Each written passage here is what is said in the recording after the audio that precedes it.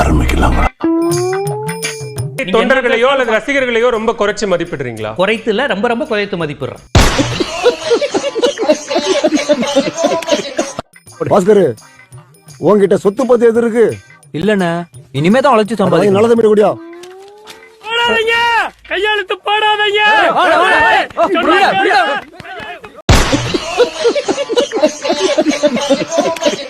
அண்ணே, யாருன்னு அது? அவனை வெளியே தூக்கிடா. வைத்தியர் நல்லா உள்ள விட்டுக்கிட்டு. லூசு பைய. இன்னுமா போடல? போடுப்பா. அடா போடுப்பா. மிரட்டுறாரு.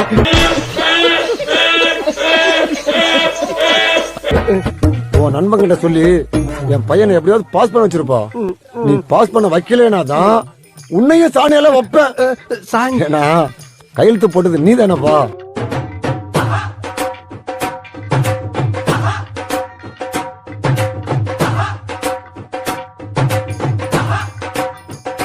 என்ன பண்றது? அப்பவே சொன்னேன் கையெழுத்து போடாத கேட்டியா? எல்லாம் தலையெழுத்து.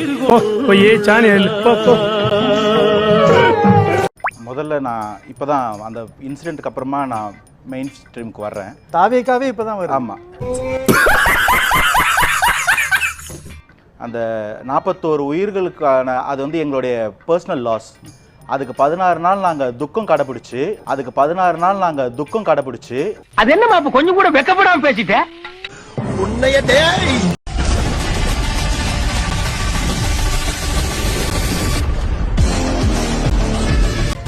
முழு பைத்தியத்தை நீங்க நம்பலாங்க.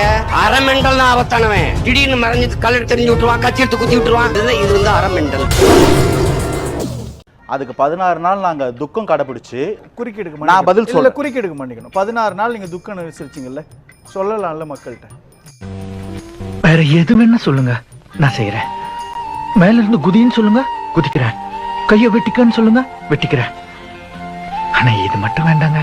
16 நாள் எங்க வீட்டுல ஒரு துயர காரியம் நடந்துருச்சு, நாங்கள் துக்கத்தில் இருக்கிறோம். 16 நாள் கழித்து நாங்கள் விரிவாக பேசுறோம்னு சொல்றதுல தாவேக்காவுக்கு என்ன சொல்லலாம்ல? சில இடங்கள்ல அதை பதிஞ்சிருக்கோம். நாங்க வந்து சுப்ரீம் கோர்ட்ல எங்கேயும் பதிவு பண்ணல சார். இப்ப சொல்லுங்க, உங்களுக்கு மக்கள் நலனை விட உங்க பதவி தானே முக்கியம்? என்னாச்சு? அரங்கனார குரங்கனார் ஆகிட்டான். முதல்ல இப்படி ஒரு சம்பவம் நடந்திருக்குங்க. இதுவரை விஜய் இது குறித்து ஒரு கருத்து கூட சொல்லல. மத்தியானம் 3ங்கிறது என்னுடைய லஞ்ச் டைம். இந்த நேரத்துல அன்னத்துல கை வைப்பன தவிர பழக்கம் அடி எனக்கு எப்பயுமே கிடையாது. அதிமுக பாஜக கூட்டணி இல்லைன்னு சொன்னாங்க, அதிமுக கூட்டணி இல்லைன்னு சொன்னாங்க. இப்ப எடப்பாடி பழனிசாமி ஒரு குடிகாட்டனை வச்சுக்கிட்டு கூட்டணிக்கு வர போறாங்க அப்படின்னு கிளைம் பண்றாரு. இது வரைக்கும் தாவேகா தரப்புல அதை மறுக்கவே இல்லையே. நம்பிக்கை தான் வாழ்க்கை, வாழ்க்கை தான் நம்பிக்கை. போனது போட்டோம், போனது திரும்பி வருமா? புதுசா தான் நம்ம உருவாக்கிக்கணும். ஏன் மறுக்கலன்னா இப்ப பாஜகவோட அதிமுகவோட தயவு தாவேகாவுக்கு தேவைப்படுது. நம்ம ஸ்டாண்ட்ல நாம எப்பவுமே ஸ்ட்ராங்கா தாங்க இருக்கிறோம். நம்மளுடைய ஒரே கொள்கை எதிரி பாஜக தான். நம்மளுடைய ஒரே கொள்கை எதிரி பாஜக தான். அப்படின்னு சொன்னீங்க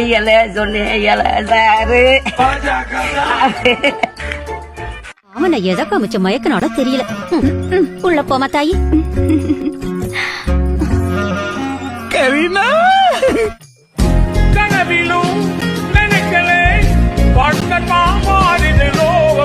இப்ப ஒட்டுமொத்தமா இந்த விவகாரத்துல வந்து விஜய் ஆதரிக்கக்கூடியவங்க எல்லாமே வந்து ஒண்ணு அதிமுக இல்ல பாஜகங்க.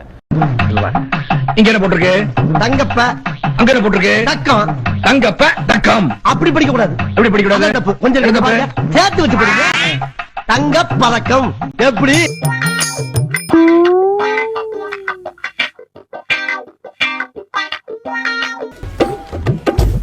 ஆளை பார்த்தா இந்திக்கார மாதிரி தெரியல. பேர் என்ன? குமார். குமாரா? சுனில் குமார் சார். கடிச்சு பார்த்ததுல கையெழுத்து போட்டு.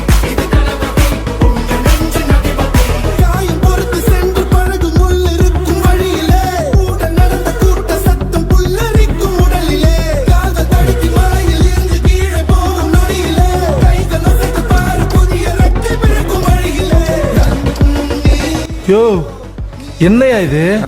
முடிச்சிட்டோம். அதாவது இந்த சம்பவத்துக்கு வருத்தமோ எதுவுமே அவர் தெரிவிக்கல.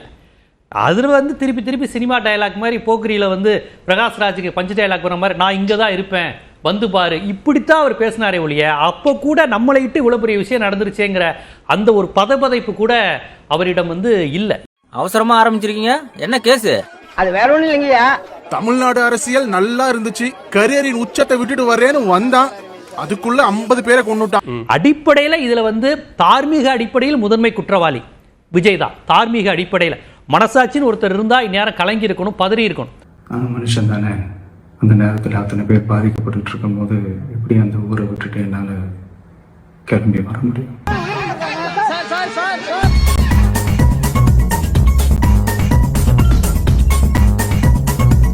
ஏப்பா தம்பி, கூட்டத்துக்கு எதுக்கு லேட்டா போனாரு?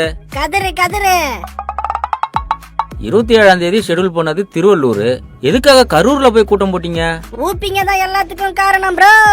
இது பிறந்ததுல இருந்தே இப்படித்தானா? மூளை வளர்ச்சி குறைவான்.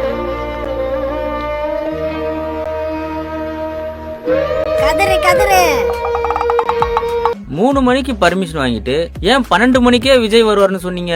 200 ரூபாய் கிரெடிட்டட் சக்சஸ்ஃபுல். 10 செகண்ட் சிரிக்காம இருங்க பாப்போம். ஆனா எதுவுமே இல்லை. ஏன்னா இவரை பார்ப்பதற்காக மட்டும்தான் வந்த கூட்டம். அந்த கூட்டம் வந்து மொழி உணர்வுக்காண்டியோ அகண்ட பாரதத்துக்காண்டியோ திராவிடத்துக்காண்டியோ தொழிற்சங்க உணர்வுக்காக கூடிய கூட்டம் இல்லை. இப்ப நான் சொன்ன எந்த வார்த்தைகளும் தெரியாத புரியாத ஒரு விசிலடிச்சா குஞ்சுகள் கூட்டம் தான்.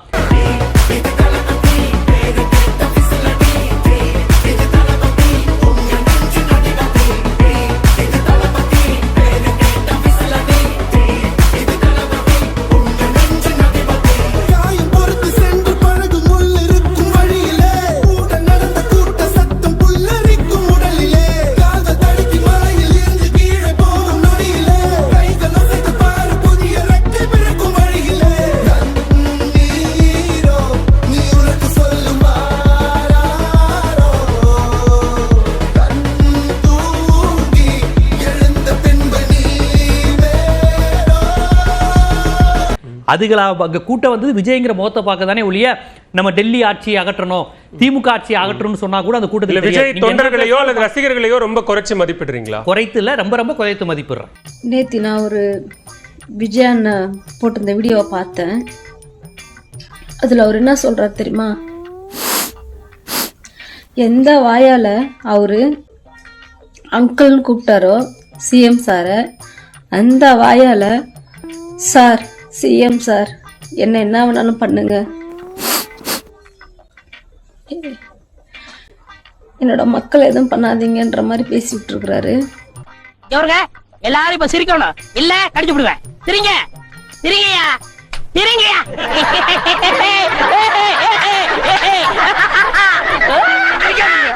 நீ எந்த அளவுக்கு விஜய காயப்படுத்தி விஜய் அண்ணாவை கஷ்டப்படுத்துறீங்களோ அந்த அளவுக்கு விஜய் சாரை இன்னும் நாங்க மேல மேல தான் கொண்டு போவோமோ.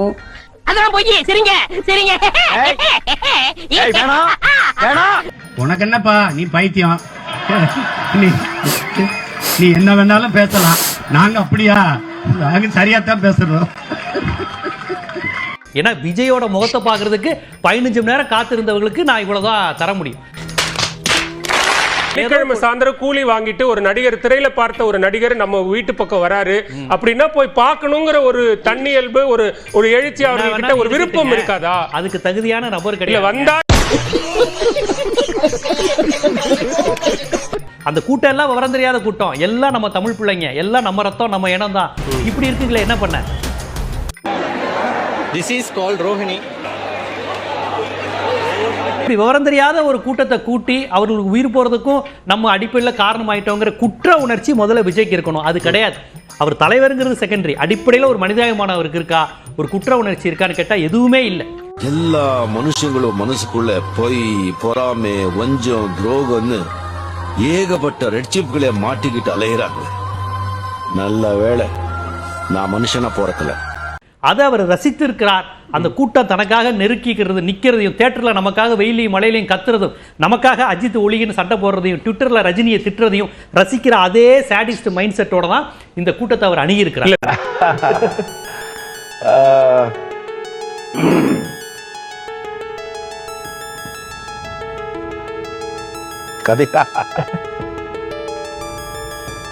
விஜய் சார் சீக்கிரம் வரல, என்ன பிரச்சனை? ஏன்னா நீங்க வந்து அவரோட வழக்கறிஞர் போல வாதிதம் பண்றதுனால நான் கேட்கிறேன், ஏன் அவருக்கு காலைல லேட்டா படுப்பாரா, இல்ல எதனால அவருக்கு லேட் ஆகுது, என்ன காரணம்?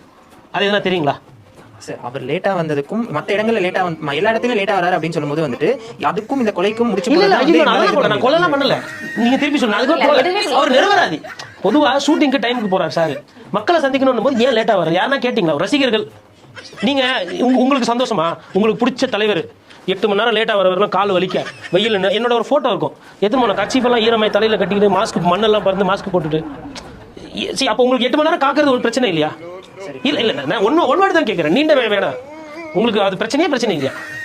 நான் ஒரு ஆன்சர் சொல்லுவேன். ஆனா அது ரொம்ப கொஞ்சம் அது பரவாயில்ல. ஸ்பெஷலைட் ஒன்னு இருக்கு. இப்போ ஒரு காதலி இருக்காங்கன்னு வச்சுக்கோங்களேன். அவங்களுக்காக வந்து அரசியல் பேசிட்டு இருப்பா. நீங்க விட்டா சாங்லாம் போவீங்க பொழுது சாங் காதலி பிரேக் அந்த வயதெல்லாம் தாண்டி விட்டு வந்தோம். கலைஞ்சு போல மக்களுக்கு ஏன் கோவம் வந்து கலைஞ்சு போல அது மக்கள் கிட்ட கேட்கணும். இனிமேல் ஓடி போவாங்க. இனிமேலும் கலைய மாட்டோம். அப்ப மக்கள் இது வந்து ஒரு நல்ல மனநிலை. இந்த மனநிலையை நான் வரவேற்கிறேன். அதற்கு உண்டான சாதகம் பாதகம் அவங்கள சாரும். அவன் தலைவர் மாதிரியே இவனும் தற்குறி. சினிமா டயலாக் மாதிரி பேசுங்க, அப்பதான் கேட்பான். கொத்தடிமை 10,000 பேர் தான் வருவாங்கன்னு ஏன்டா சொன்னீங்க? அண்ணனை பார்த்து பயமாடா? பாதிக்கப்பட்டவங்களை ஏன்டா இன்னும் போய் பார்க்கல? ஜட்ஜி நீயும் ஊப்பி தானே? டிஎம்கே தான் இத பண்ணாங்கன்னு ஏதாவது ஆதாரம் வச்சிருக்கியா? டிவிக்கே lights on, camera rolling, action. Hi வணக்கம் மக்களே. தாய் மாமான்னு சொல்லி நம்பி வந்தவங்கள அம்போன்னு விட்டுட்டு கொள்கை எதிரின்னு சொன்ன பாஜக கிட்ட அடிமையான ஒரு கட்சியோட தலைவர் தான் இன்னைக்கு நம்மளோட சீஃப் கெஸ்ட்.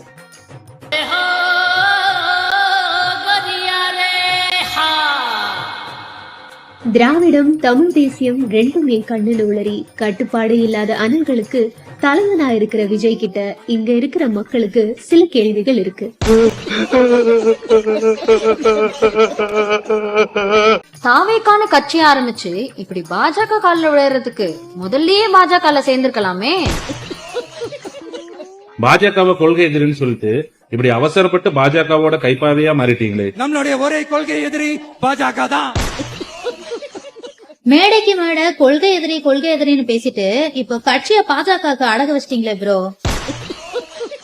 பாஜகவை கொள்கை எதிரின்னு கூவிட்டு இருந்தீங்களே, இப்ப கொள்கை எதிரி கூட மண்டி போடுற நிலைமை வந்துருச்சே.